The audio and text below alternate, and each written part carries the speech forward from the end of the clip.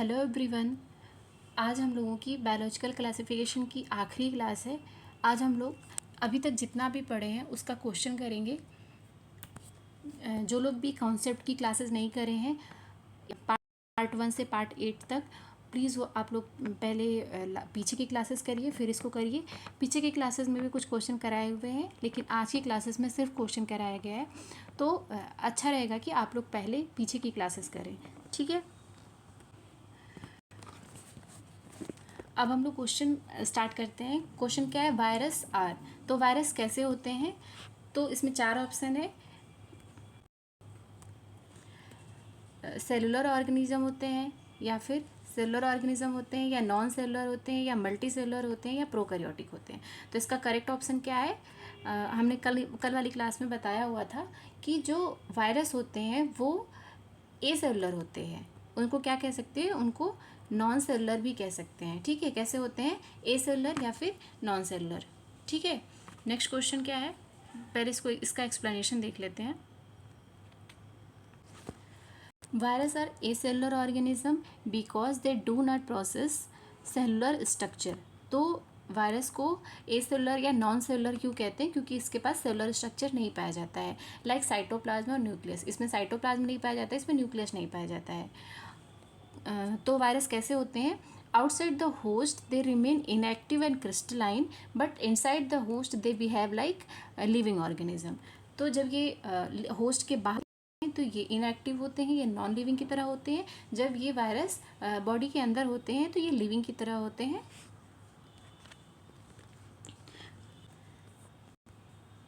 Next question क्या है? Who discovered tobacco mosaic virus. तो TMV, इसकी डिस्कवरी किसने करी थी? तो इसकी डिस्कवरी 4 ऑप्शन दिया हुआ है, किसने करी थी?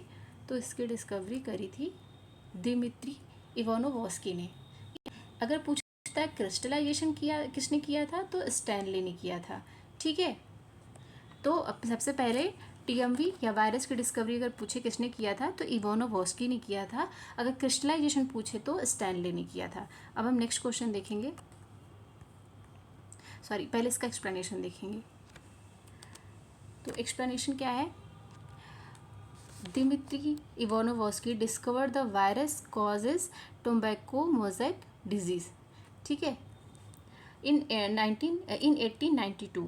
तो इवानोवस्की ने TMV की डिस्कवरी कब करी थी? 1892 में। He found that the infectious agent could pass through bacteria proof filter showing it was similar than bacteria. तो इन्होंने क्या बताया था? उन्होंने ये बताया था कि कोई इन्फेक्शियस बैक्टीरिया की तरह एक्ट करते हैं। कुछ इन्फेक्शियस एजेंट है जो बैक्टीरिया की तरह एक्ट करते हैं। ठीक है, नेक्स्ट क्वेश्चन क्या है? Virus contain. तो वायरस क्या क्या कंटेन करते हैं? वायरस के पास क्या क्या होता है? तो वायरस के पास या तो DNA होता है या तो RNA होता है। तो इसका करेक्ट ऑप्शन क्या हो जाएगा? आइदर DNA और RNA। ठीक है, प्रोटीन भी पाया जाता है, लेकिन प्रोटीन के साथ साथ न्यूक्लिक मटेरियल भी पाया जाता है। तो न्यूक्लियर मटेरियल क्या है? न्यूक्लिक एसिड जो है वो DNA और RNA है। तो ओनली प्रोटीन ऑप्शन गलत हो जाएगा। बोथ DNA या RNA एक साथ नहीं पाया जाता है। किसी वायरस में DNA पाया जा सकता है, किसी वायरस में RNA पाया जा सकता है, लेकिन दोनों एक साथ एक वायरस में नहीं पाया जाएगा। ठीक है, तो करेक्ट ऑप्शन इसका क्या हो जाएगा? या तो DNA पाया जाएगा या फिर RNA पाया जाएगा। ठीक है, अब इसका एक्सप्लेनेशन देखेंगे। Virus contain genetic material in the form of either DNA or RNA, but never both together. This genetic material is enclosed within a protein coat that is called capsid. ठीक है, अब हम नेक्स्ट क्वेश्चन देखेंगे। Next question क्या है? Protein coat of virus is called as. तो वायरस की जो प्रोटीन कोट है, अभी हमने बताया, उसको क्या बोलते हैं? कैप्सिड। क्या बोलते हैं? कैप्सिड। ठीक है, अब इसका एक्सप्लेनेशन देखेंगे। The nucleic acid of virus is protected by protein coat called capsid. Capsid is made up of small sub unit called capsomere. तो कैप्सिड की जो यूनिट होती है, सब यूनिट होती है, उसको कैप्सोमियर कहते हैं। ठीक है, अरेंज इन हेलिकल और पॉलीहेड्रल फॉर्म। तो ये ऐसे प्रेजेंट होते हैं, ठीक है। कैसे प्रेजेंट होते हैं? हेलिकल ऐसे ऐसे करके प्रेजेंट होते हैं, हेलिकल फॉर्म में प्रेजेंट होते हैं, ठीक है, या पॉलीहेड्रल फॉर्म भी बोल सकते हैं उसको। नेक्स्ट क्वेश्चन क्या है? वायरस क्या है? वायरस और obligate parasite, because virus obligate parasite होते हैं। इसमें 4 ऑप्शन दिया है, क्यों होते हैं? They prepare food, they reproduce only inside host cell, they live in soil, they are multicellular. तो इसका करेक्ट ऑप्शन क्या है? They produce only inside the host. तो जो वायरस होते हैं वो सिर्फ होस्ट सेल की बॉडी में ही रिप्रोडक्शन कर सकते हैं, इसलिए इसको ऑब्लिगेट पैरासाइट कहते हैं, ठीक है। Virus cannot produce independently because they lack metabolic machinery. They use the host cell machinery for replication. Therefore, they are called obligate parasite. ठीक है, तो वायरस जो होते हैं वो होस्ट की बॉडी के बाहर रेप्लिकेट नहीं कर पाते हैं। क्यों नहीं रेप्लिकेट कर पाते हैं? क्योंकि इनके पास मेटाबॉलिक मशीनरी नहीं होती है। इनको जब भी रेप्लिकेशन करना होता है, रिप्रोड्यूस करना होता है, तो ये होस्ट सेल की मशीनरी यूज़ करते हैं, ठीक है। नेक्स्ट क्वेश्चन है, AIDS in human is caused by. तो एड्स किसकी वजह से होता है? इसमें 4 ऑप्शन है। अभी हम वायरस पढ़ा रहे हैं तो आप लोग को बहुत इजी लग रहा होगा कि वायरस ही है, लेकिन जब ये बहुत सारे क्वेश्चन के बीच में आता है तो कन्फ्यूज़न हो जाता है। तो एड्स किसके द्वारा कॉज होता है? तो सिंपल सा क्वेश्चन है, एड्स वायरस के द्वारा कॉज होता है। आप लोग को याद रखना है, भूलना नहीं है। इसका एक्सप्लेनेशन देखेंगे। AIDS are caused by virus which is a virus attacking a immune system of human, ठीक है। तो एड्स जो है, AIDS cause by HIV। HIV का फुल फॉर्म होता है ह्यूमन इम्यूनोडिफिशियंसी वायरस। स्लाइड में लिखा नहीं है, आप लोग लिख लीजिएगा। HIV का फुल फॉर्म क्या है? Human immunodeficiency virus. It weaken to body's defence system and increase susceptibility to infection. तो वायरस क्या करता है, जब HIV वायरस क्या करता है, जब इसका बॉडी में इन्फेक्शन हो जाता है तो ये बॉडी को वीक करता है। कैसे वीक करता है? उसके डिफेंस सिस्टम को पहले वीक करता है, ठीक है। डिफेंस सिस्टम को वीक करता है, जिससे जो बॉडी होती है वो इन्फेक्शन के लिए बहुत ससेप्टेबल हो जाती है, इन्फेक्शन ईजिली हो जाता है, ठीक है। अब हम नेक्स्ट क्वेश्चन देखेंगे, वायराइड्स और डिस्कवर्ड बाई। तो वायराइड्स की डिस्कवरी किसने करी थी? तो वायराइड्स की डिस्कवरी अभी हम कल वाली क्लास में बताए थे। तो किसने करी थी? टीओ डायनर ने करी थी, ठीक है। इसका एक्सप्लेनेशन देखेंगे। T O Diener discovered viroid in 1971। Year भी आपको याद रखना है, NCERT में दिया है, मतलब याद रखना है, ठीक है। NCERT का मतलब इम्पॉर्टेंट है। While studying potato spindle tuber disease, ठीक है। तो टीओ डायनर ने डिस्कवरी कब करी थी वायरस की? जब वो पोटैटो स्पिंडल ट्यूबर डिजीज़ के बारे में स्टडी कर रहे थे, ठीक है। इससे एक क्वेश्चन और भी पूछा जा सकता है कि पोटैटो स्पिंडल ट्यूबर डिजीज़ किसके द्वारा होता है? तो वो वायरस के द्वारा होता है। वायरस नहीं करना है, वायरस के द्वारा होता है, ठीक है। Virus are similar than virus and consist only free RNA without protein coat. Sorry, virus होते हैं स्मॉलर देन वायरस। तो वायरस के कंपैरिजन में वायरस छोटे होते हैं और इनके पास क्या होता है? RNA होता है, लेकिन प्रोटीन कोड अब्सेंट होता है, ठीक है। अब हम नेक्स्ट क्वेश्चन देखेंगे। Viroids are made up of, अभी हमने बता दिया है कैसे होते हैं, फ्री RNA, ठीक है। इसमें प्रोटीन कोड नहीं होता है, DNA नहीं होता है। इसका एक्सप्लेनेशन देखेंगे। Viroids are infectious agent only made only of small circular RNA molecule. तो वायरस कैसे होते हैं? स्मॉल सर्कुलर RNA मॉलिक्यूल के जैसे होते हैं, अनलाइक वायरस, ठीक है। दे do not process any protein code, इनके पास कोई प्रोटीन कोड नहीं होता है। दे mainly infect plant and cause several plant disease. अच्छा, एक क्वेश्चन और पूछा जा सकता है कि जो वायराइड्स होते हैं वो किस में डिजीज़ कॉज करते हैं? तो वायराइड्स याद रखना है कि वायराइड्स सिर्फ प्लांट डिजीज़ कॉज करते हैं। वायराइड्स कैसे होते हैं? सिर्फ प्लांट डिजीज़ कॉज करते हैं, ठीक है, एनिमल डिजीज़ कॉज नहीं करते।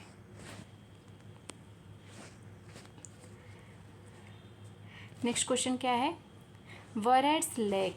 तो वायराइड्स में क्या एब्सेंट होता है, तो अभी हमने बताया कि जो वायराइड्स होते हैं उसमें प्रोटीन कोट एब्सेंट होते हैं। ठीक है, इसका करेक्ट ऑप्शन है प्रोटीन कोट। आरएनए प्रेजेंट होता है, डीएनए नहीं प्रेजेंट होता है। वैसे इसका आंसर डीएनए भी हो सकता था, साइटोप्लाज्म में भी नहीं हो सकता है, लेकिन ये अभाव की बात किया है, मतलब कि इसमें इसका वायरस से जब कंपेयर करेंगे तो प्रोटीन कोट एब्सेंट होता है। ठीक है, इसलिए इसका आंसर क्या है, प्रोटीन कोट।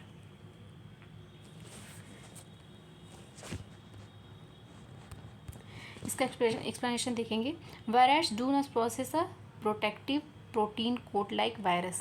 ठीक है, क्योंकि हम वायरस से कंपेयर करते हैं इसलिए हम बोलते हैं कि प्रोटीन कोट का अभाव होता है, प्रोटीन कोट एब्सेंट होता है। ठीक है, they consist only naked RNA molecule, free RNA molecule.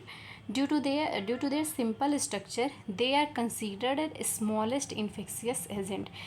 अब वायराइड्स का एक और भी ये इंपॉर्टेंट पॉइंट है कि वायराइड्स जो होता है वो स्मॉलेस्ट इन्फेक्शियस एजेंट है। क्या क्या हमने बताया कि जो वायराइड्स होता है वो फ्री आरएनए होता है, उसमें प्रोटीन कोट नहीं होता है, वो वायरस से छोटा होता है, सिर्फ प्लांट में डिजीज़ कॉज करता है, और लास्ट क्या बताएं अभी हम, ये स्मॉलेस्ट इन्फेक्शियस एजेंट होता है। ठीक है, अब हम नेक्स्ट क्वेश्चन देखेंगे। नेक्स्ट क्वेश्चन क्या है, prions are infectious agent made up of. तो प्रियॉन्स क्या होते हैं, प्रियॉन्स जो होते हैं वो एबनॉर्मली फोल्डेड प्रोटीन होते हैं। कल वाली क्लास में ये भी बताए थे कि जो प्रियॉन्स होते हैं वो एबनॉर्मली फोल्डेड प्रोटीन होते हैं। ठीक है, इसका एक्सप्लेनेशन देखेंगे। Prions are infectious particle composed of abnormal protein, they do not contain nucleic acid like DNA or RNA. Prions causes serious neurological disease in animal and human.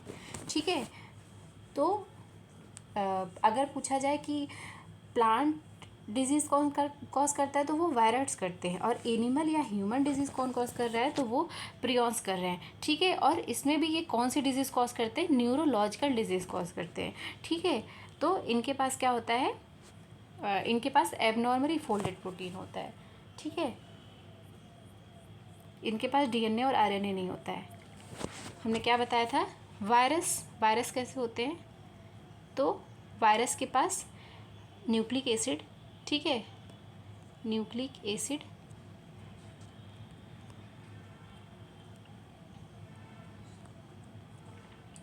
में DNA या RNA दोनों आ जाएगा, प्लस प्रोटीन कोट होता है। ठीक है, यहीं पे अगर हम वायरॉइड की बात करें तो वायरॉइड के पास सिर्फ क्या होता है, आरएनए होता है, और हम प्रियॉन्स की बात करें तो उसके पास क्या होता है, उसके पास सिर्फ प्रोटीन है। कैसा प्रोटीन, वो भी एबनॉर्मली फोल्डेड प्रोटीन है। इसके पास डीएनए आरएनए नहीं, उसके पास प्रोटीन, वायरस के पास प्रोटीन नहीं था, और प्रियॉन्स के पास डीएनए या आरएनए नहीं है।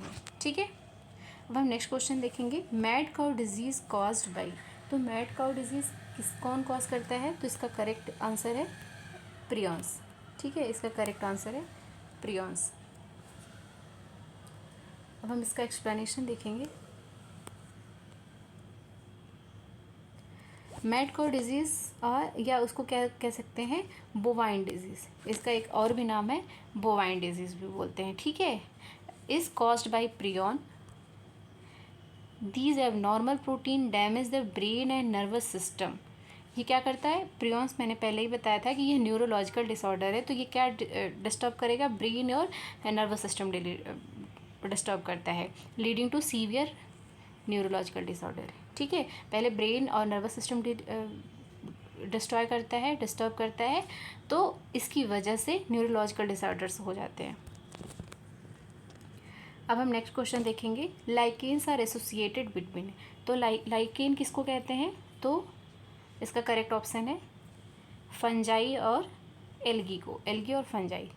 ठीक है, करेक्ट ऑप्शन क्या है, एल्गी और फंजाई।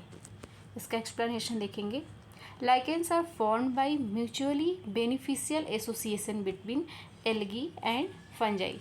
तो आप लोगों को बताना है कि एल्गी कौन सा काम करता है, वैसे इसमें दिया हुआ है, algae prepare food for photosynthesis while fungi provide water, mineral and centre.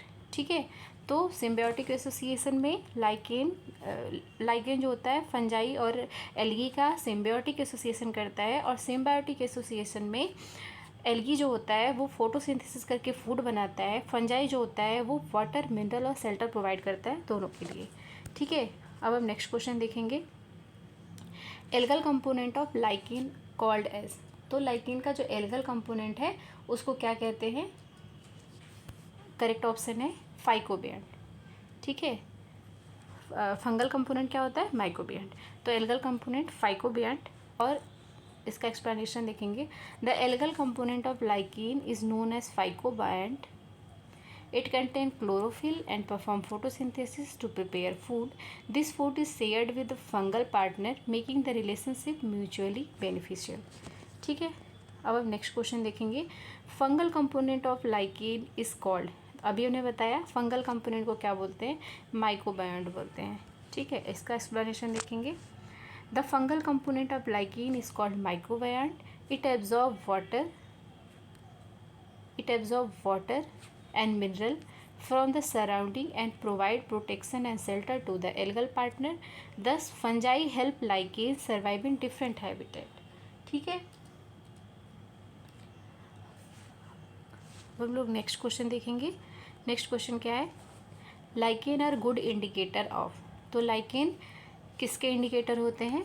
इसका करेक्ट ऑप्शन है एयर पोल्यूशन के। जहाँ पर एयर पोल्यूशन होता है वहाँ पे लाइकेन ग्रो नहीं करते हैं। ठीक है, इसका करेक्ट ऑप्शन देखिए, इसका एक्सप्लेनेशन देखेंगे हम। Lichen are highly sensitive to air pollution such as sulphur dioxide. तो जो लाइकेन होते हैं वो ऐसे इन्वायरमेंट में ग्रो नहीं करते हैं जहाँ पर सल्फर डाइऑक्साइड का लेवल ज़्यादा होता है। ठीक है, तो सल्फर डाइऑक्साइड एक पॉल्यूटेंट है। अगर ये एयर में प्रेजेंट होगा तो एयर पोल्यूटेड होगा, और अगर एयर पोल्यूटेड होगा तो लाइकेन वहाँ ग्रो नहीं करते। इसलिए लाइकेन को गुड इंडिकेटर बोला जाता है। लाइकेन जो होते हैं वो SO2 के सेंसिटिव होते हैं। They grow well only in clean and pollution free area. Therefore presence और absence of lichen is use to measure the level of air pollution.